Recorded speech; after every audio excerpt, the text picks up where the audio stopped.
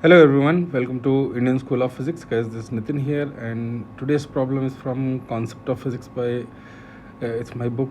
You can access it on INSP platform.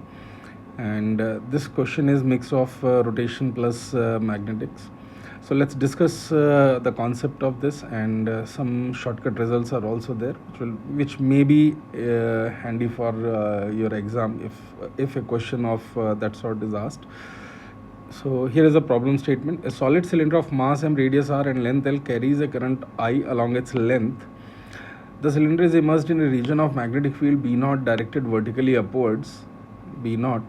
Determine the critical value of coefficient of friction so that cylinder can roll without slipping. That is number one. And second is also determine the kinetic energy of the cylinder as a function of time. So first thing is we need condition on mu, coefficient of friction, so that it can roll without slipping. So let's start. If you draw the FBD of this solid cylinder, it is like a solid disc, you can say. The forces on the cylinder, first thing is IDL cross B. So that will be acting on each differential wire, and all these forces will be acting in upward direction. So that is somewhat like gravity. So we can assume here it is uniform, and overall this force will be acting at center of mass.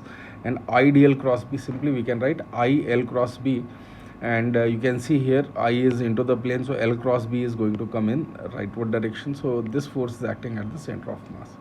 Now here either you can use the direct formula for finding friction in case of no slipping, or you can write the equation for this. Translation will be F magnetic minus Fr is equal to m into ACM, and then you can take torque about center of mass, and that will be Fr into R is equal to ICM into alpha, and ACM is equal to R alpha. If you simplify that, then you will be getting Fr is equal to F magnetic by 3, IBL by 3. That is one way of solving this question. So this is how we have written these equations, translation, rotation. And now this Fr must be less than or equal to mu into n, right?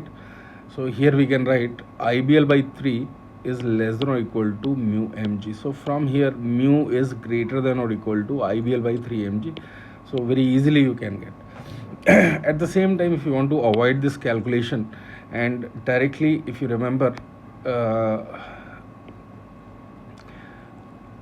for applied force at a distance x above center of mass, friction in same direction, we get Fr is equal to F applied times x minus kr divided by r times 1 plus k, where k is ICM is equal to kmr square. So k is 1 for ring. For hollow cylinder is also 1. Disc and solid cylinder, it is half. Shell 2 by 3, solid sphere 2 by 5. So whichever body has been given, we can take that value. So for a disc it will be half, and x, because applied force is acting at this point, you are substitute 0. This is half, and divided by r times 1 plus 1 by half. So friction is coming as minus F by 3, means it is actually acting in a opposite direction, and value is F by 3. All right.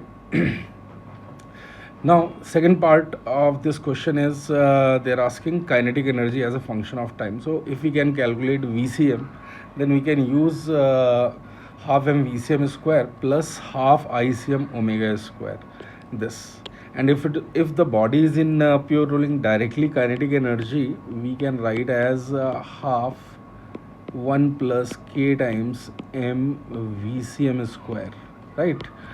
That proof also we can show here. So VCM is ACM times T, and ACM is going to be F minus Fr is equal to m into ACM. From there you can calculate, or from the alpha you can calculate. So you can check VCM is R omega. If you substitute this value, we are going to get k is equal to half k plus 1 m VCM square. So try to remember this formula also, and this formula. It will reduce your calculation part and give you some advantage. It will save some time. For solid cylinder, k is half, so this will become half into 3 by 2, so 3 by 4 m VCM square, and VCM is ACM into T. ACM value, if you substitute, ACM is square T square. So final answer for KE will be I square B square L square divided by 3m times T square. So kinetic energy is increasing in parabolic form. So that is going to be the final answer for this question. I hope you have understood this part. It's easy, and yeah, it may come in the final exam as well, since it's pretty easy, pretty straightforward. So that's it in this video. Thank you. Thanks for watching it.